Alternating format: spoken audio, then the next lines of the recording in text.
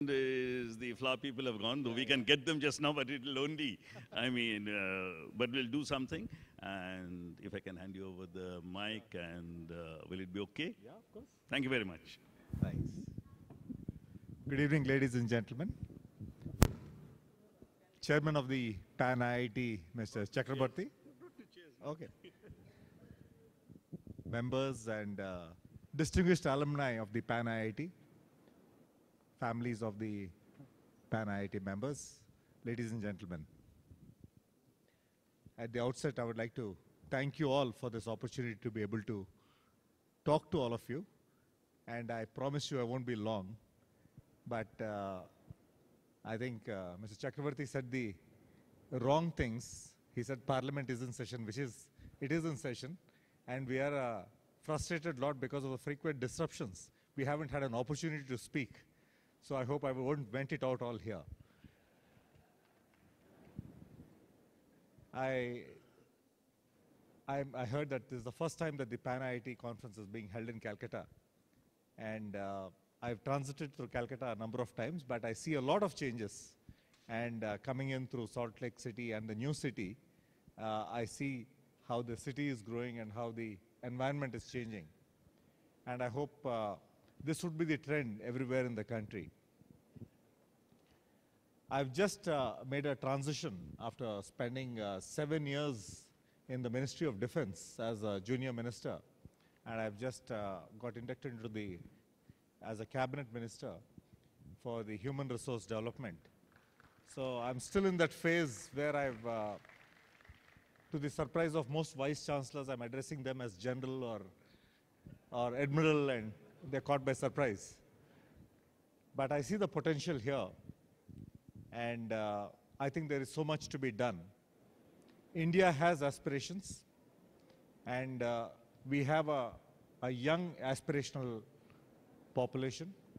And I think the challenge is India is such a very diverse country.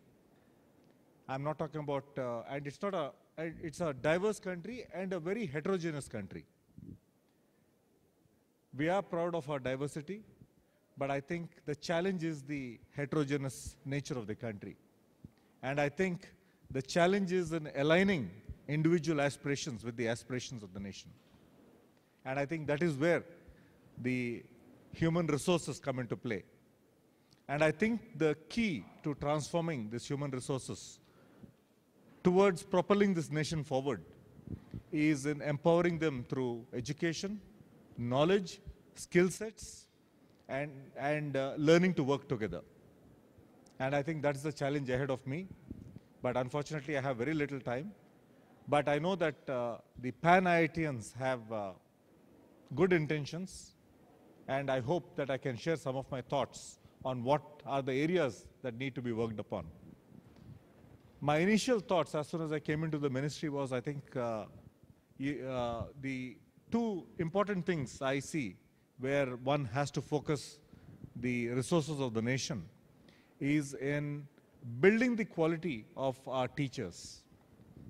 And you're all aware that we've had a very, very ambitious program called the Sarva Shiksha Abhiyan program, and the Right to Education Act, which has made it mandatory that by March 2013, every child in the country would go to school. And because of the rollout of the Sarva Shiksha Abhiyan program, we have almost 20 crores of children going to school today. And it is a big step. You know, we've created the infrastructure, we've hired the teachers, although there is tremendous shortage of teachers in a number of states, including West Bengal. But I think the real transformation would be in the 12th five-year plan, where we want to focus on the quality. And quality begins with the teacher. And I think that is where we all have to do our own in trying to empower the teachers. And that is what I feel where government has to spend its resources. I think probably corporate resource spend has to be targeted there. We have to make the learning environment of the teacher himself exciting, so that he builds up his knowledge base and he will be able to do a good job at imparting this knowledge onto the children. The other critical area I see with a young population, I believe the figures are about we have a population of about 550 million, which is below the age of 25. And I think, and not everybody is academically oriented. And I think the challenge here is to build up their vocational skill sets. And that has also been defined as an important mission by the Prime Minister. And some of you must be aware that Mr. Ramadura is the chairman of the National Skill Development Council, which is chaired by the Prime Minister, and Mr. Ramadura is the vice chairman. So I think we have to transform our polytechnics, our ITIs, our workshops, the PPP mode of skill development centers that are going to come up. And I think this is where another area that we have to strengthen and create the environment where a student or a young person can walk in and feel that here's the environment where I can pick up some skill sets that will make me stand on my feet. And I think I see these two as the main challenges. If you talk about higher education, I think the real challenge is in bringing the various faculties in universities out of their silo environment. We have universities, but it's not a university. I don't think most universities have this sharing of information across disciplines. That's not happening actively. And I think that is what we have to draw the true potential of the universities out. And the most important thing is to focus on research and innovation, and that can only happen with strong linkages with industry. So these I see are the challenges ahead. And I'm sure that the PanIITians would rise up to the challenge. Please keep this at the back of your mind, these three areas that I've mentioned, and how to go about it. I cannot define a vision yet. I've just come into the chair, but I see the potential of what can be done.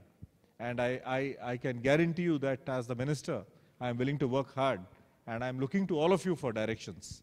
And I'm sure that with your patriotic spirit, you will all enable me in my endeavor to make a transformation in the little time I have. But at least if we can set up the building blocks, that will be enough for the country to leap forward.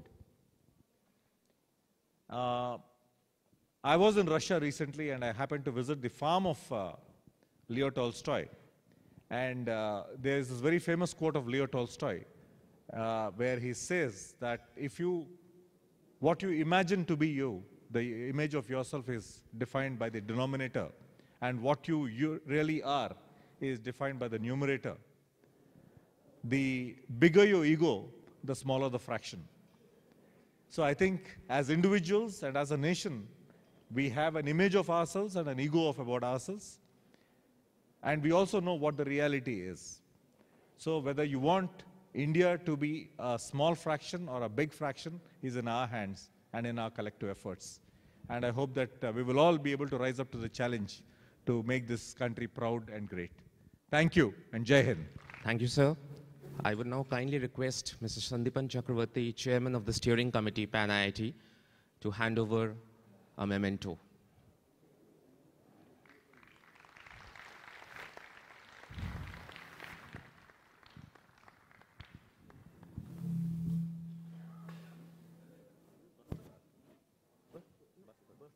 But this Dokra, it is called Dokra, and it comes from Shantiniketan. Well, ladies and gentlemen, we will proceed for dinner, where, I'm sure if you want to interact with him, he'll be most happy to interact with you, and that's a place where I think there'll be lots of people. And let me tell you something, that Mr. Pallam Raju is not coming here for the first time. In fact, I have been fortunate, and I'm sure you'll remember, sir, that we had a CII symposium, and you came as from the defense. Right. And we had a defense session, and his knowledge about defense is something astounding, and I still remember that. And when he came and he spoke, he is an engineer. He has done his postgraduate in USA. He has done various amount of portfolios. And as I said, the last was from defense when he came and he spent time with us.